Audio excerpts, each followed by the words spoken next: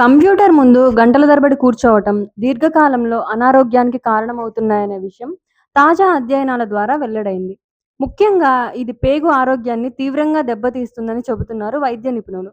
చెన్నైలోని ప్రముఖ gastro enterologist doctor Senthil Ganesan పేర్కొన్న విషయాల ప్రకారం రోజుకు గంటల తరబడి కూర్చోవటం వలన శరీరంలోని జీర్ణ వ్యవస్థ నెమ్మదించబడుతుంది. దీని వలన పేగుల కదలికలు మందగించడంతో ఉబ్బరం, మలబద్ధకం, జీర్ణ సంబంధిత సమస్యలు, ముఖ్యంగా పేగుల్లో మంట పెరగడం వంటి సమస్యలు తలెత్తుతున్నాయి. శరీరంలోని జీర్ణక్రియ ప్రక్రియ సజావుగా కొనసాగాలంటే పెరిస్టాలిస్ అనే పేగు కదలికలు తప్పనిసరి. అయితే ఎక్కువసేపు కూర్చోవడం వలన ఈ కదలిక మందగిస్తుంది. ప్రతి 45 నిమిషాలకు ఒకసారి లేచి నడవాలి. చిన్న చిన్న పనులు చేయాలి. రోజులో కనీసం 30 నిమిషాల వ్యాయామం తప్పనిసరిగా చేయండి. అధిక ఫైబర్, తక్కువ కొవ్వు ఉన్న ఆహారాన్ని తీసుకోవాలి.